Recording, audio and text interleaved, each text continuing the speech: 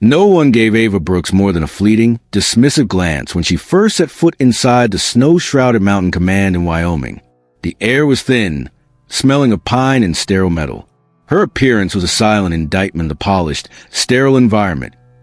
A cotton shirt faded to near colorlessness, simple trousers with small, barely visible tear at the hem, and a backpack whose weathered strap spoke of countless, nameless journeys. In this isolated world of gleaming rank insignias, practiced military arrogance, and a hierarchy carved as deep into the rock as the base itself, she looked like a programming error, a glitch in the perfectly oiled system. They had given her the nickname the Technician, a title that defined both her function and her supposed insignificance. She was only here to run cables, keep the monitors dust-free, and occasionally replace a faulty coffee filter, or so the general consensus went. The men in the command centers, their starched uniforms a second skin, and their gazes filled with the self-satisfaction of those who never had to question their own authority, saw her as little more than a walking mascot with an access card, useful for menial tasks, but irrelevant to the real work. What no one suspected was the truth hidden behind her quiet, almost detached gaze.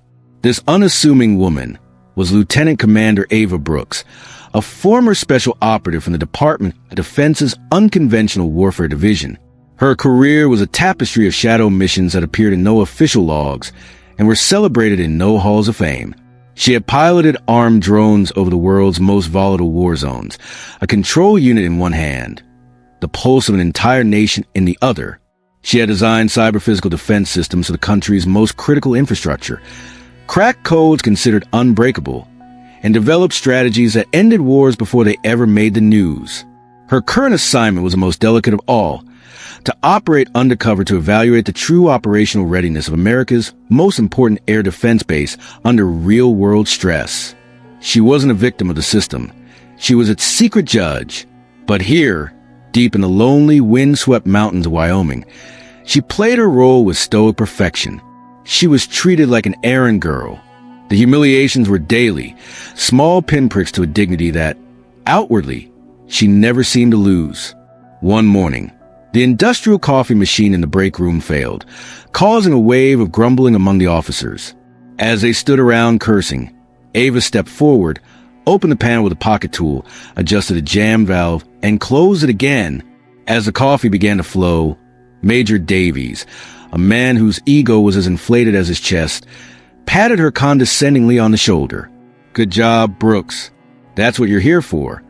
He turned and took the first cup without a word of thanks. During a simulation exercise, she quietly pointed out that the enemy attack pattern in the program was flawed and years out of date. A real adversary would overload our sensor phalanx with an asynchronous pulse, not a frontal scan, she explained calmly. Major Davies, who was leading the exercise, laughed out loud. "Listen to this. The cleaning lady with Wi-Fi access wants to tell us how the enemy thinks." He threw a thick manual at her feet, its pages yellowed and dusty. "Read this, girl. Maybe then you'll finally learn what a transponder is. Now, don't disturb us while we work." The humiliations peaked when she was denied access to the inner sanctum, the central control room known as the pit, even though her access card theoretically permitted it. She needed to perform physical maintenance on one of the main servers. As she went to open a heavy steel door, an aging veteran, his face a mask of arrogance and mistrust, blocked her path. "This far and no further, Technician. This room is no place for women, and certainly not for civilians in uniform." He earned appreciative smirks from two younger officers. Ava remained silent. Her gaze betrayed nothing. Her hands were always busy. Her posture remained erect. But inwardly, she was mapping every vulnerability, every point of arrogance, every flaw in this command system. Her report to the Pentagon was going to be scathing. She was just waiting for the final, decisive proof. Then came the morning when the sky over Wyoming was torn open, and the test she had not scheduled herself began. It started subtly. A single, fleeting ping on one of the long-range sensors. A ghost signal, which the officer on duty dismissed as an atmospheric disturbance. 5 minutes later, two more appeared in completely different positions. Ava, who was calibrating a bank of monitors, paused. Her eyes narrowed. These were not disturbances. This was a pattern, a probe. She approached the duty officer, Lieutenant Miller, a young but ambitious man. "Sir, those signals aren't random. The time intervals and vectors suggest a coordinated reconnaissance system." Miller looked at her condescendingly. "Brooks, please leave the thinking to us. It's solar wind." At that moment, another technician cried out, "I'm losing satellite link. GPS is down." And then all hell broke loose. An unidentified object tore through the silence at multiple times the speed of sound, approaching the base's airspace. But it wasn't just the object. It was the attack that preceded it. The sensors went haywire, spewing impossible, contradictory data. Phantom echoes of dozens of enemy fighters danced across the screens. Frequencies jumped chaotically. All communication, internal and external, collapsed. Radio silence. The lights in the control room flickered and switched to emergency power. The alarm lights pulsed in a hypnotic rhythm, bathing the panicked faces of the men in blood-red light. Major Davies stormed into the pit, screaming incoherent orders that no one could execute, as their console showed nothing but digital snow. "Status," he roared. "We're blind, sir. Completely blind." Miller shouted back, his hands trembling over the useless keyboard.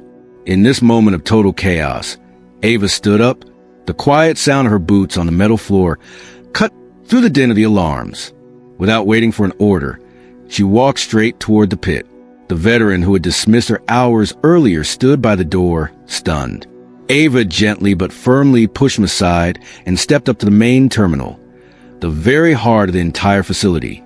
She bypassed the physical lock with a single motion and the digital lock with a 7-digit alphanumeric code, a 0-day override that only the system's architect could have known. She had co-designed the system herself 6 years ago. A collective gasp went through the room. Her fingers danced across the keyboards, not with haste, but with an almost balletic precision. Her gaze was no longer just looking. It was a laser, dissecting data streams and recognizing patterns where others saw only chaos. Within seconds, she had deciphered the threat. It was no ordinary stealth aircraft. It was a scythe drone, a new generation of unmanned weapon designed to paralyze command centers not with explosives, but with a targeted cyber-physical attack. The drone was broadcasting a virus that didn't just steal data but manipulated it in real time, flooding the systems with an unstoppable stream of false information until they collapsed. With surgical precision, Ava did something that was in no manual.